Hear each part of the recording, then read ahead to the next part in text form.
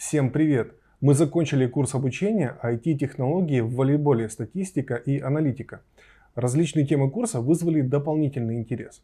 Поэтому мы в свободной форме будем публиковать ответы на ваши вопросы, разбирать наиболее понравившиеся аспекты, которые подробно не получилось раскрыть в рамках нашего курса.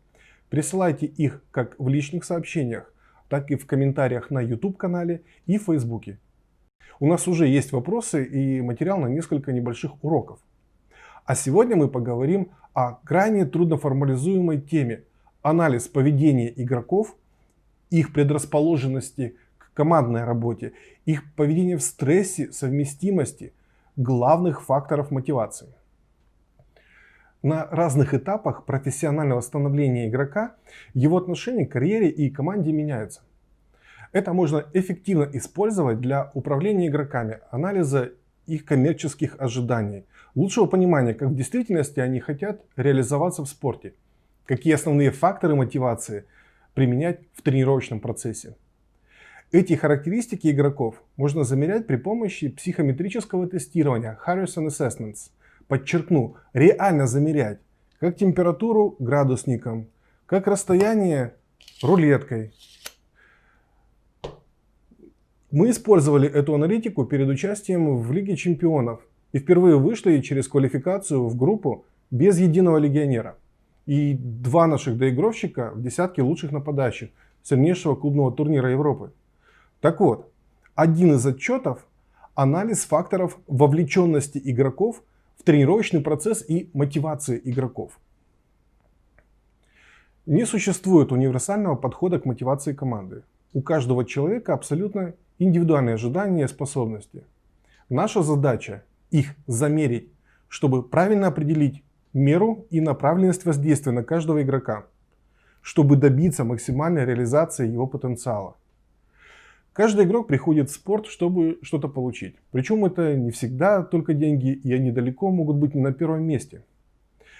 Мы сейчас рассматриваем 8 наборов факторов, влияющих на мотивацию и отдачу игрока. Первое – это желание развиваться и нарабатывать мастерство. Второе – желание расширения своих обязанностей и полномочий в команде. Третье – ожидание благодарности и признания. Четвертое – ожидание от уровня оплаты и необходимости ее повышения.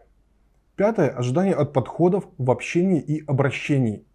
Шестое – желание свободы от влияния и указаний тренерского штаба. Седьмое – стремление к лидерству. И восьмое – реакция на стресс и давление. Ожидание от соотношений личной жизни и спорта. Принцип, которым мы руководствуемся: от игрока можно требовать максимум реализации, если ему предоставить возможность получить именно то, к чему он стремится более всего.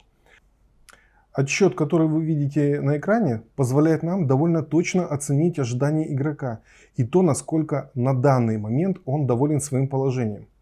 Темно-синие шкалы показывают уровни ожиданий игрока, а уровень удовлетворения обозначен по 10-бальной системе.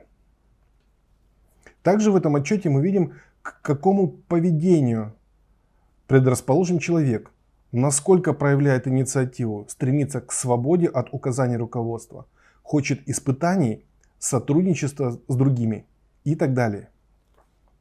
Эти показатели и их интенсивность обозначены светло-голубыми шкалами. Например, в блоке Authority Expectations мы видим, что человек хочет свободы от влияния начальства, хочет действовать без инструкции и правил, готов максимально проявлять инициативу. От такого игрока можно ожидать неожиданных самостоятельных решений и сопротивления в выполнении установки. Определенно на это стоит обратить внимание игрока и при личном обращении донести важность правил в команде и соблюдение субординации. В блоке Communication Expectations можно видеть, что этот игрок лучше воспримет информацию, если ее доносить дипломатично, в то же время с умеренной долей прямолинейности. Однако вернемся к блоку Authority Expectations. Он также помогает определить, кто более склонен к выполнению явных или скрытых функций капитана команды. Игры часто выигрываются в раздевалке. Всегда стоит понимать, кто влияет более всего на настрой игроков. специально либо неосознанно вмешивается в управление командой, чтобы вовремя контролировать и пресекать данный процесс. Для устоявшегося коллектива это понимание формируется само собой на основе опыта. Когда же приходит новый игрок, целесообразно изначально понимать, какой именно вклад он сделает в жизнь команды и как перераспределяться авторитеты и меры влияния игроков друг на друга. Этот отчет помогает диагностировать человека и его поведение еще до личного знакомства с ним. В показателях на экране мы видим игрока с четкими целями, стремящегося к развитию, готового проявлять инициативу и принимать решения, но стремящегося выйти из-под влияния руководства и избегающего следования правилам и схемам. Кроме того, при взаимодействии с командой, не проявляющего эмпатии к другим игрокам. На следующей схеме отображены показатели игрока, настолько же сильно стремящегося к развитию, еще больше желающего принимать решения и нести за них ответственность.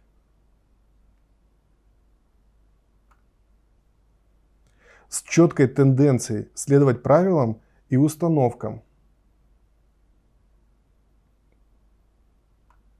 но без стремления уйти от контроля руководства.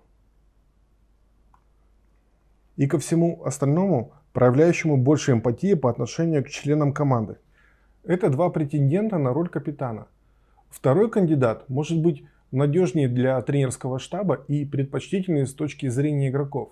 Но по интенсивности проявления инициативы и энтузиазма мы можем прогнозировать, что именно первый кандидат будет стремиться выполнять функции капитана и стремиться управлять происходящим как на площадке, так и в раздевалке.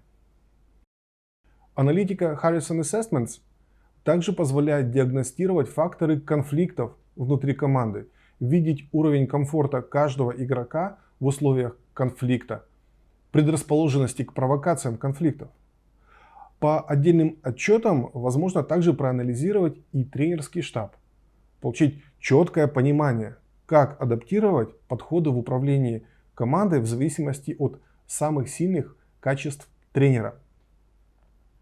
Несмотря на то, что выигрывает команда, реализовать максимальный потенциал команды можно за счет максимальной реализации потенциала каждого игрока и каждого члена тренерского штаба. Каждый игрок – индивидуальность, поэтому одинаковые шаблоны не работают одинаково для всех. Чтобы понять каждого игрока, нужны месяцы проб и ошибок. Подобная аналитика позволяет получить данные за 20 минут. Игроки проходят через изменения в течение сезона и на протяжении своей карьеры. Harrison Assessments позволяет диагностировать эти изменения и рекомендовать способы управления игроком, чтобы точно понимать его ценности и предрасположенности. И самое главное, своевременно реагировать на них. Мы рассмотрели только один отчет Harrison Assessments для демонстрации возможностей этого инструмента. Всего в портфолио системы более 30 видов отчетов, которые отвечают на различные вопросы по поведению игрока.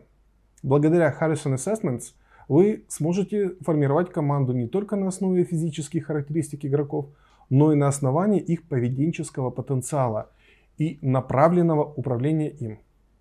Подробнее про систему диагностики на русском языке можно прочитать по ссылке. Там же можете проконсультироваться, либо задавайте ваши вопросы лично. Всего хорошего!